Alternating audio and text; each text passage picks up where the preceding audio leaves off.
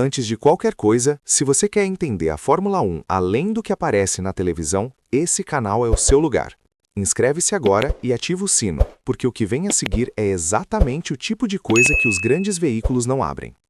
Jonathan Whitley saiu da Audi ontem com efeito imediato. O destino é a Aston Martin. Isso o paddock inteiro já sabe. Foi o assunto do fim de semana na Fórmula 1.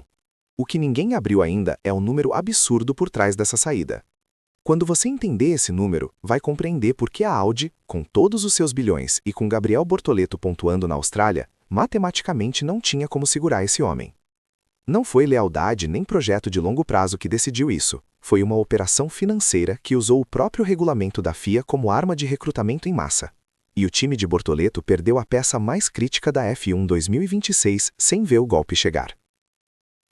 O que aconteceu em Ingolstadt e Neuburg nas últimas semanas foi um desastre de gestão que a Audi tentou esconder atrás dos pontos de Melbourne.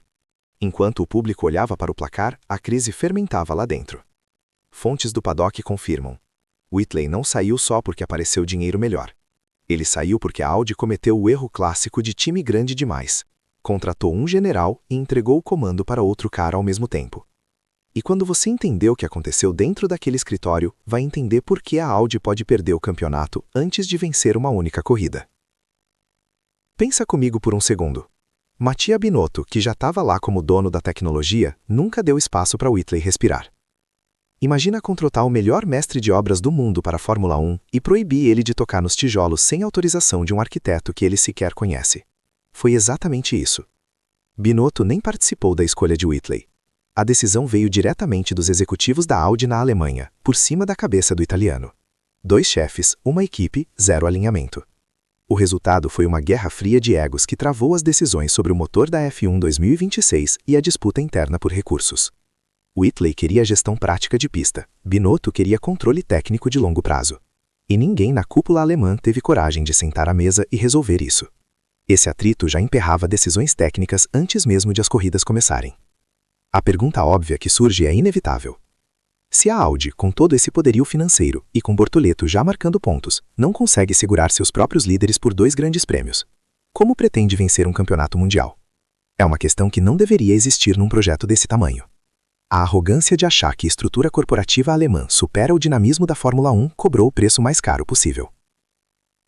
Enquanto os alemães agiam como repartição pública, Lawrence Stroll agia como predador.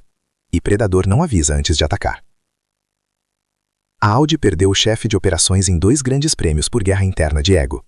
Mas o que Stroll fez a seguir foi tão calculado que parece roteiro de filme.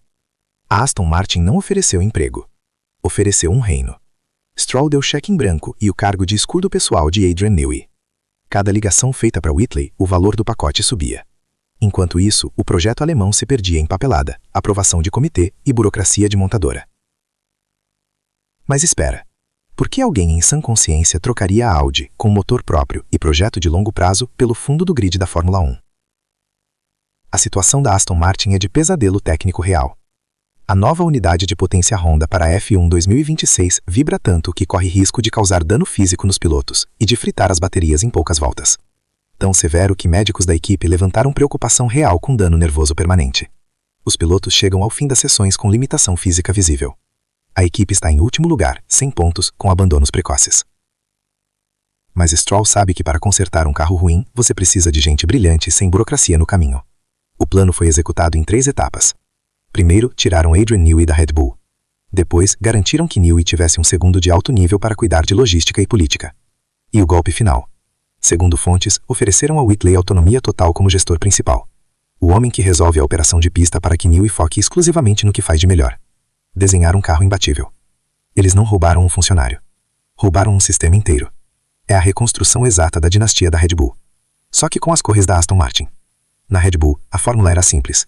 Christian Horner resolvia o operacional. Newey desenhava o carro. A Audi achou que estava perdendo mais um colaborador.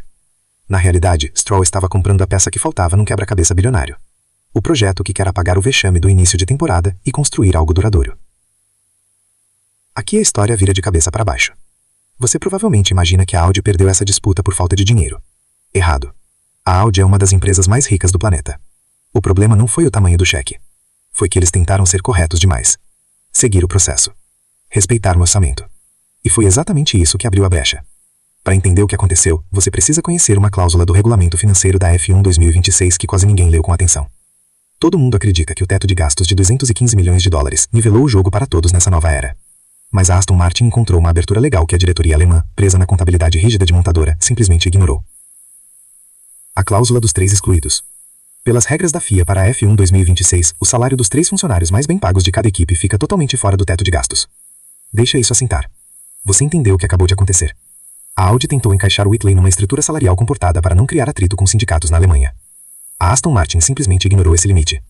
Ao posicionar o Whitley como um desses 3 funcionários de topo, ao lado de Newey, cujo contrato é estimado em 30 milhões de libras por ano, incluindo bônus e participação acionária, Stroll conseguiu montar um pacote que a concorrência chamou de absurdo, mas que é 100% legal dentro da Fórmula 1. A Audi não foi vencida por falta de dinheiro. Foi vencida por falta de malícia. Jogaram pelas regras enquanto a Aston Martin usava o próprio regulamento como arma de recrutamento em massa.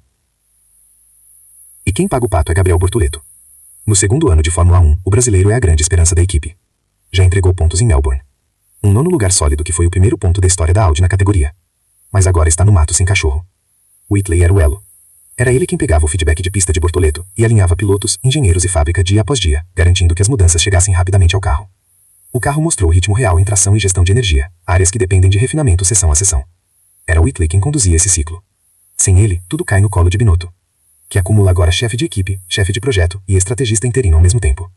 A Audi soltou nota oficial de continuidade e o CEO reforçou pessoalmente que o projeto segue firme até 2030. Mas o paddock não engoliu. O GP do Japão está a dias de distância, com pacotes de atualização de aerodinâmica e gestão de bateria já no pipeline. Já vimos esse filme na Ferrari e o final não foi bonito. No Japão, a equipe não vai lutar só por pontos. Vai lutar para não ver o cronograma de atualização inteiro desmoronar, enquanto Mercedes e Ferrari já aceleram os upgrades para as próximas provas. Bortoleto reagiu na moita. Postou nas redes sociais pedindo foco no que vem pela frente, sem mencionar a saída, sem reclamação pública. Mas o piloto foi pego de surpresa. Perdeu o mentor que traduzia sensações de pista em linguagem de engenharia, o homem que ia de seção em seção ajustando o carro com base no que ele sentia ao volante. Sem esse elo, as atualizações chegam mais devagar, e o feedback demora mais para virar ajuste real. Se o carro parar de evoluir enquanto Ferrari e McLaren aceleram, o momento vai embora. Para um piloto jovem, isso é fatal. Bortoleto tem contrato, mas contrato não salva de carro parado. Nico Hülkenberg tem no mesmo barco. Sem evolução, sem argumento para renovação. Se a diretoria continuar batendo cabeça internamente, o sonho de pontos regulares vira pesadelo de meio de grid. O projeto alemão tentou construir uma equipe com engenheiro e processo. A Aston Martin comprou uma equipe com advogado, contador e cheque em branco. A saída de Whitley prova que ter motor de fábrica e 4 anéis no capô não garante respeito na Fórmula 1 moderna. A Audi agiu como empresa de automóvel de luxo. A Aston agiu como predador faminto, sem remorso e sem cerimônia. Stroll provou que na Fórmula 1, esperteza jurídica vale tanto quanto pressão de turbo. E agora a pergunta que divide opiniões. Você prefere torcer para a Audi, que joga limpo e corre o risco de fracassar por excesso de burocracia, ou para a Aston Martin, que atropela o espírito da regra para montar um Dream Team? O projeto ético ou o atalho dos mercenários? Escolha seu lado nos comentários. E se você quer continuar acompanhando essa guerra nos bastidores antes de todo mundo, a inscrição no canal e o sino ativado são o único passaporte que você precisa. Nos vemos no próximo capítulo.